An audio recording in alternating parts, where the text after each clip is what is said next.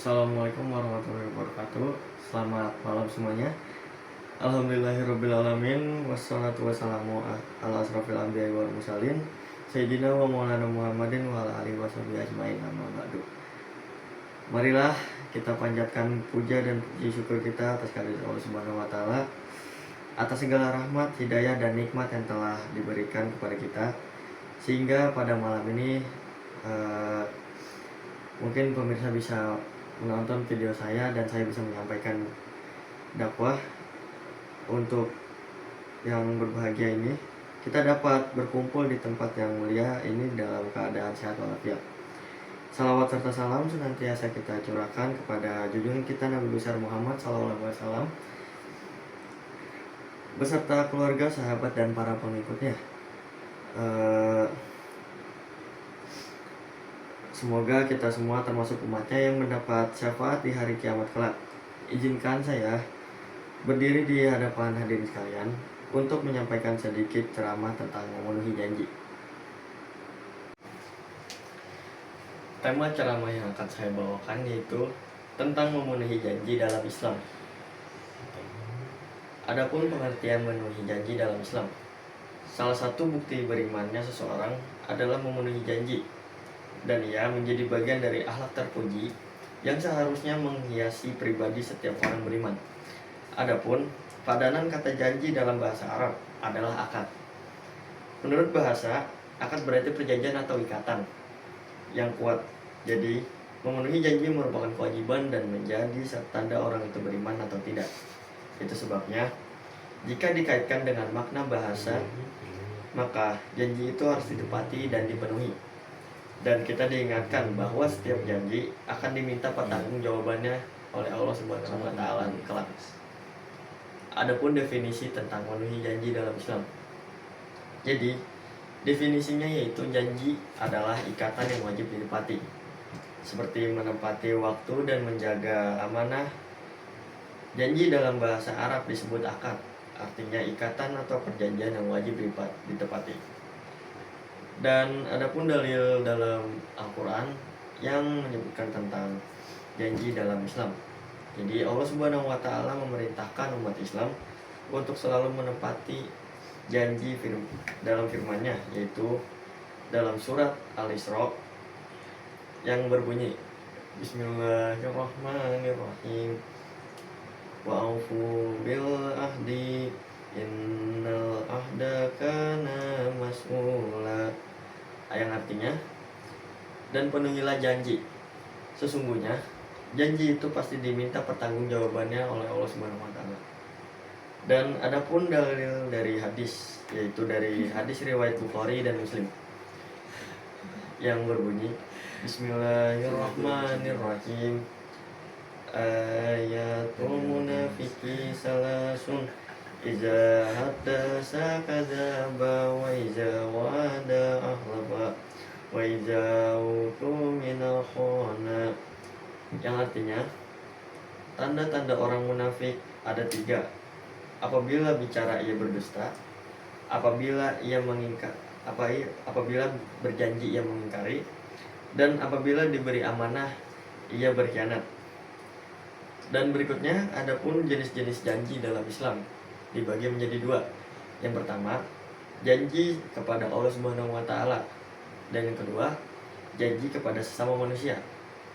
Maksud dari janji kepada Allah Subhanahu wa taala yaitu semua manusia tak terkecuali pernah melakukan perjanjian kepada Allah Subhanahu wa taala di alam ruh atau rahim. Dan bentuk janjinya adalah nanti jika sudah di dunia akan mengimani Allah sebagai Rabb-Nya dan berjanji menjadi hambanya yang taat. Dan berikutnya yaitu janji kepada sesama manusia. Janji kepada sesama manusia adalah janji-janji yang sudah dibuat dan disepakati, baik sebagai pribadi maupun dengan lembaga atau pihak lain. Sekali atau beberapa kali janji ditepati, tanggung sendiri akibatnya. Sulit sekali menumbuhkan kepercayaan jika orang atau pihak lain sudah pernah diceredai atau dilukai akibat janji yang tidak ditepati. Maka lebih baik kita membuat janji yang bisa setidaknya kita tepati. Karena jika kita tidak memenuhi janji, kita akan mendapatkan balasan dari Allah Subhanahu wa taala. Dan berikutnya yaitu balasan memenuhi janji.